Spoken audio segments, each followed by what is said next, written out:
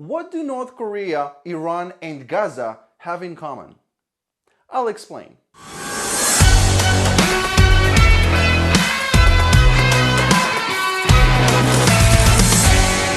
Before we begin, over 70% of you are not subscribed to my YouTube channel. I would really appreciate if you click that subscribe button. It costs literally nothing and will make me happy. In the last 72 hours, over 850 dunams, which is roughly 210 acres, went in flames in southern Israel. Imagine all the animals that died in the fire, the farmers that lost their crops, the families that see smoke and smell fire outside their homes. It's not a normal life. Terrorists in Gaza have been launching incendiary balloons into Israel with the attempt to burn land, and obviously their hope is to burn us as well.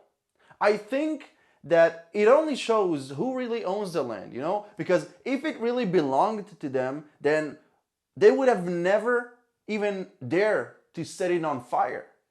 So the fact that they are sending incendiary balloons and setting land on fire really shows who really owns the land, which is us, the Jews. But because they know that it's not really theirs, they don't care to destroy it.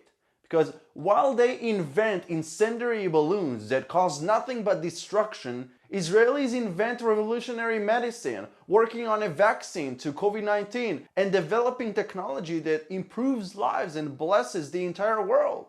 Israel recently closed the Kerem Shalom crossing on the Israel-Gaza border that is basically used to deliver tons of goods into Gaza every single day. They shut it down except for humanitarian aid and fuel.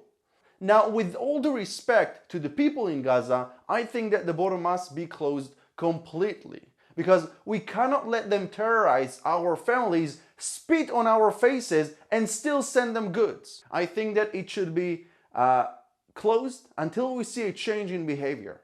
Now, in response to the balloon terror, Israel has been striking terror targets in Gaza because no civilian in Israel should feel unsafe. It's actually the terrorists that should feel that way. Every normal country would have reacted in the same way Israel does, because protecting civilians is not a choice, it's an obligation. Now, the second topic that I wanted to talk to you about is the North Korea thing. The Ministry of Defense in Israel revealed recently that it foiled a cyber attack against Israeli defense industries. The hackers that attempted to breach into Israeli security systems were linked to the North Korean government and part of the Lazarus hacking group that is well known to the US government as well. Now, thankfully, no sensitive information was compromised. But if you ask me, I believe that, again, it's all coming back to the Islamic regime in Iran that has been trying their best to harm Israel in any possible way, and they also failed in any possible way. And they're doing that just to justify their hold of power in Iran. They are lying to the people by saying that we are dangerous to the people in Iran, but in reality, the people don't buy that anymore. They know that, if anything, it's the Islamic regime that is actually dangerous to them. Iran tried to cyber attack Israel's national water system and poison it a few months ago, if you remember. They failed. And there were cyber attacks in Iran in response to that. Foreign media relates it to Israel. So I think that since that they know who they are dealing with, they know that they can't have the upper hand. I mean, Israel is a cyber superpower. So they perhaps asked North Korea's help. And obviously, when you see who are the Iranian regime's friends, you know exactly who we're dealing with here.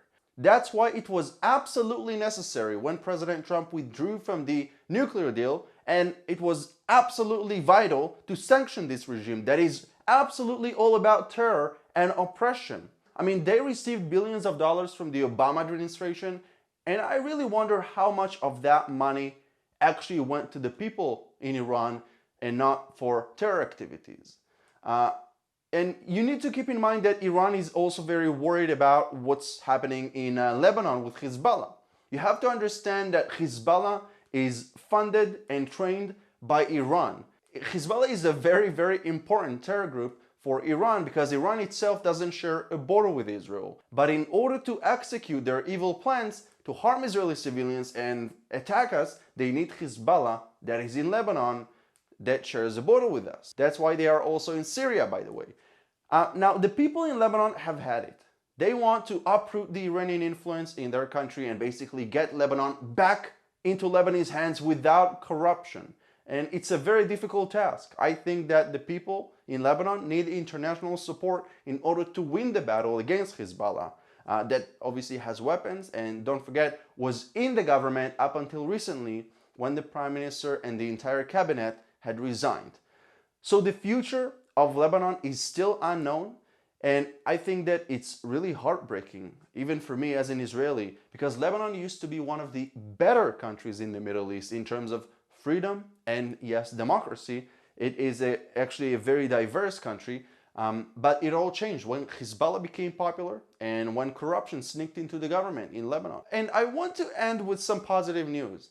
Israel is looking to reopen its skies for flights. Tomorrow, the government will probably publish a list of countries that we Israelis can visit, can travel to, and probably get tourists from without the need of quarantine.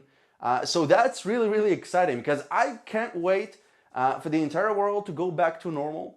Because the more I speak with you guys in the comment section and the messages that you have been sending me, the more I want to visit and travel to your countries and see where you live. Because it's really, really exciting. I mean, don't get me wrong, I really enjoy it here in Israel. I don't complain, but it's always fun to travel abroad and see more places, speak the truth, and obviously meet with you guys.